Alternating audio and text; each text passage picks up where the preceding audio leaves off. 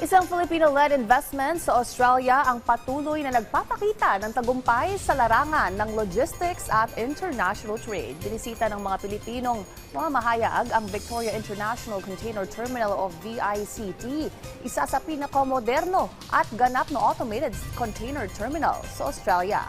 Ang detalye sa report ni Vina Araneta. Sa Port of Melbourne sa Australia, matatagpuan ang Victoria International Container Terminal o VICT. Isang makabagong pantalan na may malaking partisipasyon ng Filipino capital sa pamamagitan ng International Container Terminal Services Incorporated o ICTSI. Ang terminal ay kinikilala bilang isa sa mga pinakamoderno at fully automated container terminal sa bansa na nakakatulong sa mas mabilis at mas epektibong paggalaw ng mga kargamento, papasok at palabas ng Australia. Noong 2024, dumalo si Pangulong Ferdinand Marcos Jr. sa inaugurasyon ng Phase 3 expansion ng terminal. Bilang pagkilala na rin sa kahalagahan nito sa pagpapalakas ng ugnayang pangkalakalan ng Pilipinas at Australia.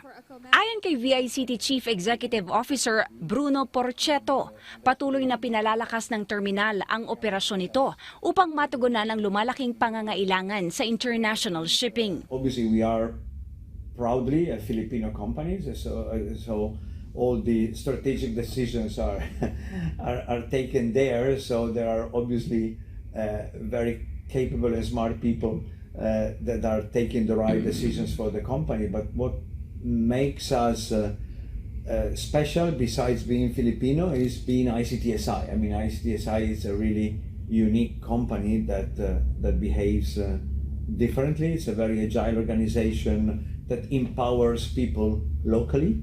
Binigyan din ng Embahada ng Pilipinas sa Australia ang kahalagahan ng kooperasyon sa pagitan ng Pilipinas at Australia, kasama ang malakas na presensya ng Filipino community.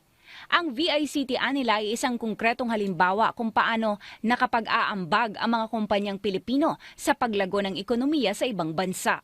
Investments, there are more investments of Filipinos in Australia than Australian investments to the Philippines. We're working on that.